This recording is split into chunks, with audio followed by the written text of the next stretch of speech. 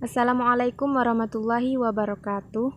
Perkenalkan, nama saya Cornelia Endang Lestari dari kelas KPID. Di sini saya akan menganalisis komunikasi Islam dari Ustadz AA Gim. Di sini saya akan menganalisis komunikasi Islam dari Ustadz AA Gim atau Gim Yan Nastiar. Namun sebelumnya saya akan menjelaskan pengertian komunikasi Islam. Komunikasi Islam adalah proses penyampaian pesan-pesan keislaman dengan menggunakan prinsip-prinsip komunikasi dalam Islam. Dalam pesan keislaman yang disampaikan dalam komunikasi Islam meliputi seluruh ajaran Islam, meliputi akidah atau iman, syariah atau Islam, dan akhlak atau ihsan. Adapun prinsip-prinsip komunikasi Islam yaitu yang pertama, salam. Yang kedua, berbicara dengan lembut, sebagaimana yang telah dijelaskan dalam Al-Quran Surat At-Toha ayat 43 sampai dengan 44.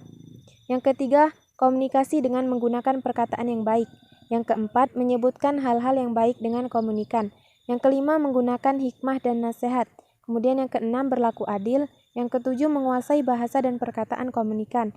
Yang kedelapan, berdiskusi dengan baik. Yang kesembilan, lebih dahulu mengkomunikasikan yang akan dikomunikasikan. Kemudian yang terakhir, berdoa sebelum memulai komunikasi.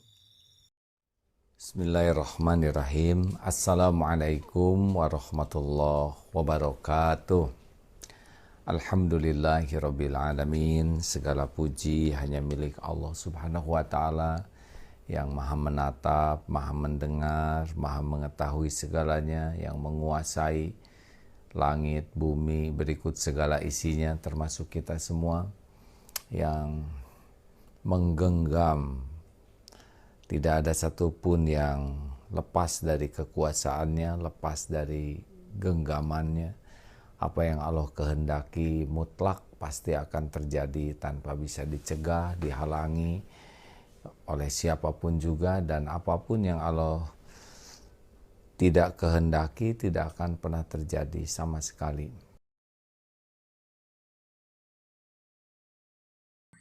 Baiklah, dalam menit pertama Ustadz AA Gim terus menyampaikan prinsip komunikasi Islam yang pertama, yaitu mengucapkan salam.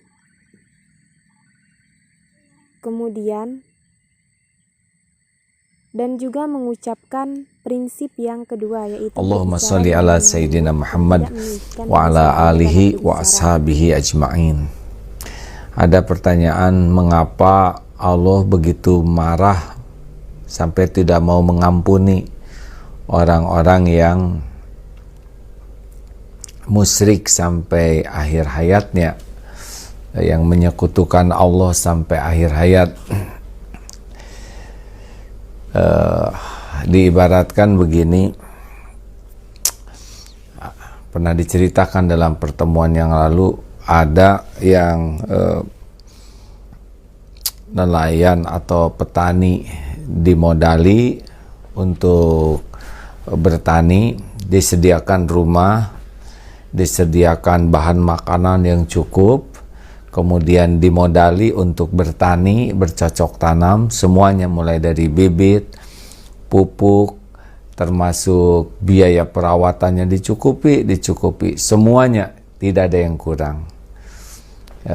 Kemudian diibaratkan bahwa kalau sudah jadi tanamannya, nanti buahnya dibeli oleh yang mendanai dengan pembelian yang berlipat-lipat, bisa 10 sampai, kalau dijual ke orang lain mungkin hanya 1.000, tapi dijual kepada yang memodali ini 10.000, bisa sampai 500.000 tanpa beban apapun. Jadi sudah disiapkan rumah, disiapkan tanah, disiapkan bahan makanan, disiapkan bibit, disiapkan pupuk, disiapkan segala peralatan. Pokoknya tinggal kerjakan, dan nanti kalau dijual kembali kepada yang memberi modal, dibelinya 10 kali lipat dibanding pergi kemanapun jualnya. Nah, ternyata petani ini malah diam-diam menjual kepada orang lain. menjual kepada yang membelinya dengan harga sangat rendah. Padahal fasilitas semua diberikan oleh tuan tanah ini. Gimana hadirin? Bagaimana kira-kira orang yang seperti ini? Nah, inilah perumpamaan yang paling sederhana mengapa orang yang musyrik sampai akhir hayat itu termasuk orang yang tidak akan diampuni oleh Allah. Sebentar ayatnya. Jadi kenapa orang yang syirik sampai akhir hayat tak diampuni ya? Tak akan bisa masuk surga. Yes. Yang dosa-dosa lain oleh Allah diampuni, tetapi yang syirik tidak diampuni sampai akhir hayat. Jadi ini ancaman yang luar biasa besarnya. Maaf nih, sebetulnya sudah menyiapkan. Sesungguhnya Allah tidak akan mengampuni. Surat An-Nisa 48. Sebentar. Innallaha la yaghfiru ayyushraka bihi. Allah tidak akan mengampuni dosa orang yang syirik. Allah mengampuni dosa-dosa yang lain, ya. Selain syirik, barang siapa yang dikehendakinya.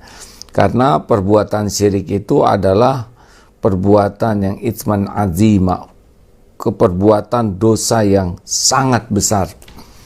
Nah, perumpamannya begitu, sudah difasilitasi, diberi tanah, diberi bibit, diberi pupuk, diberikan makanan yang cukup, tinggal sederhana. Nanti kalau menjual hasilnya berikan kepada yang ngebondali, dan itu pun tidak dirugikan sama sekali, tidak seperti tengkulak. Ini 10 kali lipat dibanding harga pasar, bisa 100 kali lipat dibanding harga, bisa 700 kali lipat. Tapi dia diam-diam menjual kepada orang lain dengan harga yang sangat sedikit. Nah, saudaraku sekalian, kita harus sadari bahwa dalam berada di mujahadah atau uzlah bersama ini, salah satu riadoh kita adalah hati-hati, la tusyrik billah, inna syirka la dzulmun azim.